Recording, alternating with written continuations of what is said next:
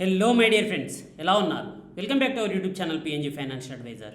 So ఈరోజు weekend, so weekly 7 picks 4 ఈ సిరీస్ని అయితే కంటిన్యూ చేయడం జరుగుతుంది. సో ఈరోజు కూడా మీ గురించి ఒక 7 స్టాక్స్ని సెలెక్ట్ చేసి స్మాల్ కేస్ని అయితే క్రియేట్ చేయడం జరిగింది. దాన్ని మీకు డిస్క్రిప్షన్లో లింక్ కూడా ఇవ్వడం జరుగుతుంది.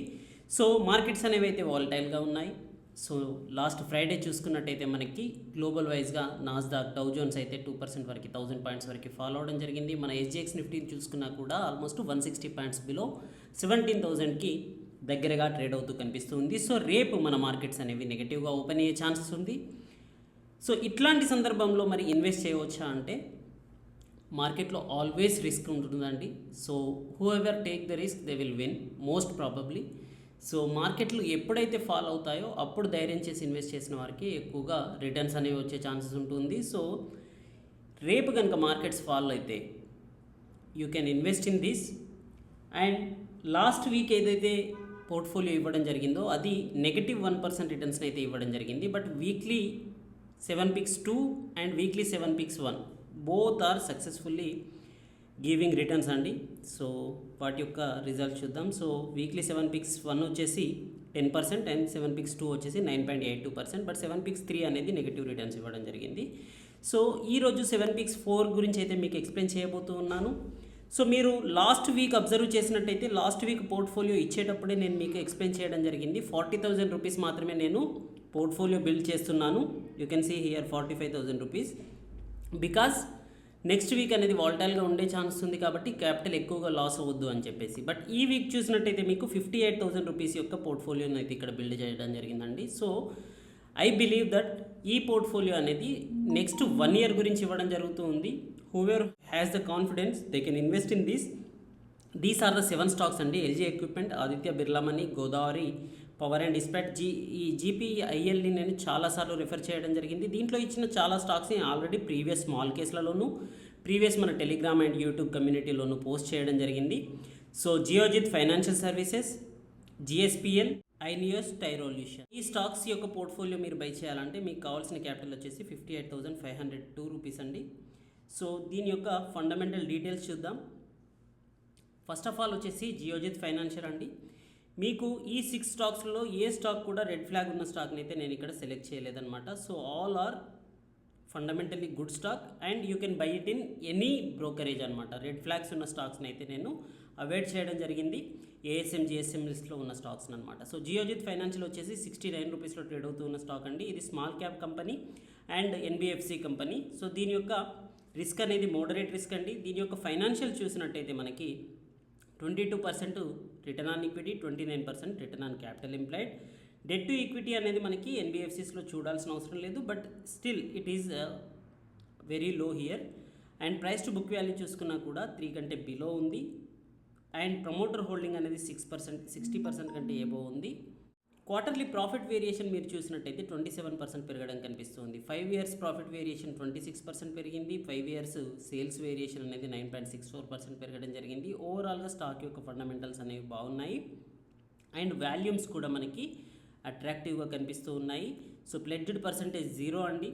ఎర్నింగ్ పర్ షేర్ వచ్చేసి 6.38 రూపీస్ కనిపిస్తూ ఉంది. స్టాక్ అనేది చాలా వరకు కరెక్ట్ అయ్యి ఈ మధ్యలో 50 DMA కంటే ఎబో ట్రేడ్ అవుతూ కనిపిస్తుంది. So I selected the stock. Next stock వచ్చేసి జిఎస్పిఎల్ అండి, Gujarat state Petronet limited. So ఈ స్టాక్ని 86% అనలిస్టులు మనకి రెఫర్ చేయడం జరిగింది. లాస్ట్ 1 yearలో ఇది 5% మాత్రమే రిటర్న్స్. అంటే లాస్ట్ 1 yearలో మనకి ర్యాలీ అయితే చూపించింది. దాదాపుగా 360 రూపీస్ వరకు, 379 రూపీస్ వరకు వెళ్ళిన స్టాక్ కరెక్ట్ అయ్యి ప్రజెంట్ అయితే 270 రూపీస్లో ట్రేడ్ అవుతూ కనిపిస్తుంది. 1 year బ్యాక్ ఏదైతే ప్రైస్లో ఉందో అదే ప్రైస్లో మనకి ఇప్పుడు ప్రజెంట్ కూడా కనిపిస్తూ ఉంది. సో దీని యొక్క ఫండమెంటల్స్ చూసినా కూడా మనకి ఆర్ఓఈ అనేది అట్రాక్టివ్గా ఉందండి. 28.5 అండ్ 37.6%. ఎర్నింగ్ పర్ షేర్ వచ్చేసి 28.7 రూపీస్ ఉంది, which is very attractive. Debt to profit ratio చూసుకున్నట్టయితే మనకి 1 కంటే బిలో ఉంది. ప్రైస్ టు బుక్ వాల్యూ అనేది మనకి 3 కంటే బిలో ఉంది. సో ప్రమోటర్ హోల్డింగ్ వచ్చేసి ఇక్కడ తక్కువగా ఉందండి, 37.6% మాత్రమే ఉంది. బట్ స్టిల్ పిఎస్యూ కంపెనీస్ అనేవి చాలా మంచి పర్ఫార్మెన్స్ ఇస్తూ ఉన్నాయి కాబట్టి దీన్ని ఇక్కడ సెలెక్ట్ చేయడం జరిగింది. సో ప్రాఫిట్ వేరియేషన్ 5 years చూసినట్టయితే 28%, సేల్స్ వేరియేషన్ 63%గా కనిపిస్తూ ఉంది. సో ఓవరాల్గా స్టాక్ అనేది చాలా వరకు కరెక్ట్ అయ్యి ఉంది. 50 DMA కంటే బిలో ట్రేడ్ అవుతూ ఉంది. మేబీ 50 DMA కంటే ఎబో వచ్చినట్టయితే ఈ స్టాక్ అనేది మళ్ళీ రికవరీ అయ్యే ఛాన్స్ ఉంది 300 లెవెల్స్ వరకు, 320 లెవెల్స్ వరకు అని చెప్పేసి అయితే ఇక్కడ సెలెక్ట్ చేయడం జరిగింది. సో థర్డ్ స్టాక్ వచ్చేసి ఎల్జీ ఎక్విప్మెంట్స్ అండి. ఎల్జీ ఎక్విప్మెంట్స్ని కూడా చాలాసార్లు నేను రిఫర్ చేయడం జరిగింది. సో 10,696 crores మార్కెట్ క్యాప్ ఉన్న స్మాల్ క్యాప్ కంపెనీ. సో ఇది హై చూసుకున్నట్టయితే 423 రూపీస్ వరకు వెళ్ళిందండి. ప్రజెంట్ వచ్చేసి దాదాపుగా 25% కరెక్షన్లో 338 రూపీస్లో ట్రేడ్ అవుతూ కనిపిస్తుంది. ఆర్ఓఈ అనేది కాస్త యావరేజ్గా కనిపిస్తుంది, 12.4 and 13.1, but pledger percentage is 0. Debt అనేది 498 crores ఉందండి. డెట్ టు ఈక్విటీ అనేది 1 కంటే బిలో ఉంది. డెట్ టు ప్రాఫిట్ రేషియో అనేది 4.86% అనేది కనిపిస్తుంది. సో ప్రమోటర్ హోల్డింగ్ చూసినట్టయితే దీంట్లో కూడా 31% మాత్రమే ఉందండి.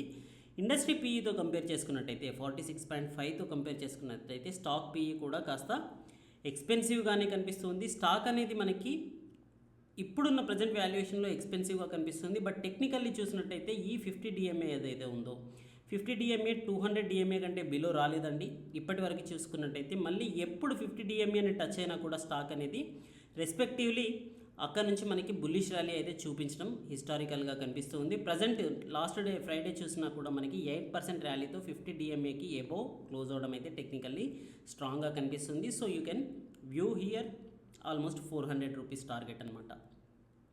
ద నెక్స్ట్ స్టాక్ వచ్చేసి మార్క్స్ అండ్ ఫార్మా అండి. మార్క్స్ అండ్ ఫార్మా కూడా మనకి స్మాల్ క్యాప్ కంపెనీయే, 55 రూపీస్లో ట్రేడ్ అవుతూ ఉన్న కంపెనీ. దీంట్లో కూడా ఎటువంటి రెడ్ ఫ్లాగ్స్ లేవు. ఇంట్రెన్సిక్ వాల్యూ కంటే బిలో ట్రేడ్ అవుతూ ఉన్న ఫార్మాసిటికల్ కంపెనీ. దీన్ని కూడా 100% అనలిస్టులు రిఫర్ చేస్తూ ఉన్నారు. సో స్టాక్ యొక్క మార్కెట్ క్యాప్ వచ్చేసి చాలా తక్కువగా ఉందండి, 2286 crores మాత్రమే. డెట్ అనేది కూడా తక్కువగానే ఉంది, 40 crores మాత్రమే.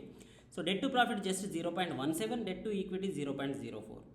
సేల్స్ గ్రోత్ అనేది 9%గా ఉంటే ప్రాఫిట్ గ్రోత్ అనేది 24.8%గా ఉంది 5 years యావరేజ్ చూసినట్టయితే. ప్రమోటర్ హోల్డింగ్ అనేది 48.2 ఉంది, which is average.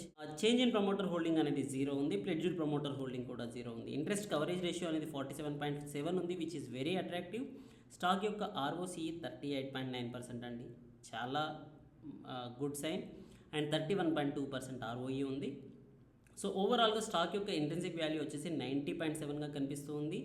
And latest quarter results అనేవి తక్కువగా కనిపించాయి, బట్ 50 DMA కంటే ఎబో ఇక్కడ రెస్పెక్టివ్లీ మూవ్ అవుతూ కనిపిస్తుంది. 200 DMA అని కూడా కమింగ్ డేస్లో ఇది బ్రేక్ ఈవెన్ ఇచ్చే ఛాన్సెస్ అయితే కనిపిస్తూ ఉంది. సో దీంట్లో కూడా ఆల్మోస్ట్ 80-85 రూపీస్ వరకు టార్గెట్స్ అనేది నెక్స్ట్ 1 yearకి ఎక్స్పెక్ట్ చేసే ఛాన్స్ అయితే కనిపిస్తుంది. సో ఆదిత్య బిర్లాకి చూసినట్టయితే కనుక మీరు ఎస్టర్డే దీని యొక్క రిజల్ట్స్ అనేది పోస్ట్ చేసిందండి, which is very good results. చాలా మంచి రిజల్ట్స్ అయితే పోస్ట్ చేసింది. లాస్ట్ 1 yearలో 74% రిటర్న్స్ ఇచ్చిన కంపెనీ. ఇది కూడా NBFCకి సంబంధించిన కంపెనీ. జియోజిత్ ఫైనాన్స్ కూడా NBFCకి సంబంధించిన company, but both are in different segments. దీంట్లో ఎటువంటి రెడ్ ఫ్లాగ్స్ లేవండి. సో దీని యొక్క డీటెయిల్స్ మనం స్క్రీనర్లో చూసినట్టయితే కనుక ఇది 1.64% పాజిటివ్గా లాస్ట్ ఫ్రైడే క్లోజ్ అయిన కంపెనీ. కరెంట్ ప్రైస్ వచ్చేసి 71.2 రూపీస్లో కనిపిస్తుంది. మైక్రో క్యాప్ కంపెనీ అండి, 500 crores కంటే బిలో మార్కెట్ క్యాప్ ఉన్న కంపెనీ. ROCE చూసుకున్నట్టయితే మనకి 9.83 ఉంది. ROE మాత్రం అట్రాక్టివ్గా 42.7% కనిపిస్తుంది. సో స్టాక్ యొక్క బుక్ వాల్యూ చూసుకున్నట్టయితే కాస్త ఎక్స్పెన్సివ్గా ఉందండి, ప్రైస్ టు బుక్ వాల్యూ అనేది. ప్రమోటర్ హోల్డింగ్ మాత్రం 73.7 ఉంది, which is very good. Quarterly profit variation చూడండి, లేటెస్ట్ ఎస్టర్డేనే దీని యొక్క ప్రాఫిట్స్ వచ్చాయి కాబట్టి 106% గ్రోత్ అనేది చూపించడం జరిగింది. అండ్ బులిష్ సైన్ అనేది మనకి ఇక్కడ కనిపిస్తూ ఉంది.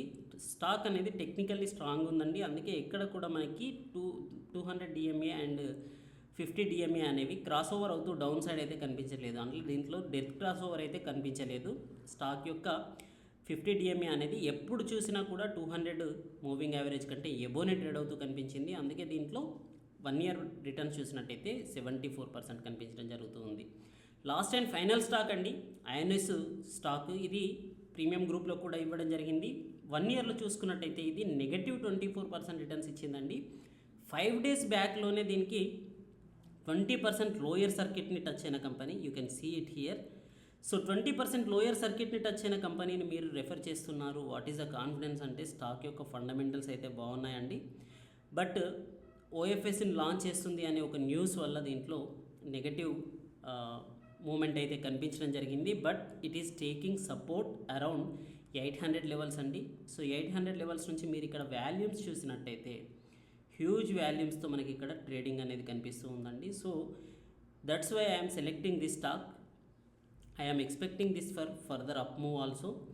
ఒకవేళ ఈ స్టాక్లో మంచి మూమెంట్ కనుక కనిపిస్తే ఇది మళ్ళీ 1000 రూపీస్ అండ్ 1100 రూపీస్ వరకు వెళ్ళే ఛాన్స్ అయితే ఈ స్టాక్లో కనిపిస్తుంది. ఫండమెంటల్ వైజ్గా చూడండి, ROCE 42%, return on equity 37%, stock యొక్క బుక్ వాల్యూ చూసుకున్న 2 కంటే బిలో ఉంది 1.44, డెట్ చూసుకున్నా కూడా లోవర్ డెట్ కంపెనీ అండి 55.4 అండ్ పీఈజీ రేషియో వచ్చేసి 1 కంటే బిలో ఉంది. సో ఓవరాల్గా స్టాక్ అనేది ఫండమెంటలీ స్ట్రాంగ్ ఉంది.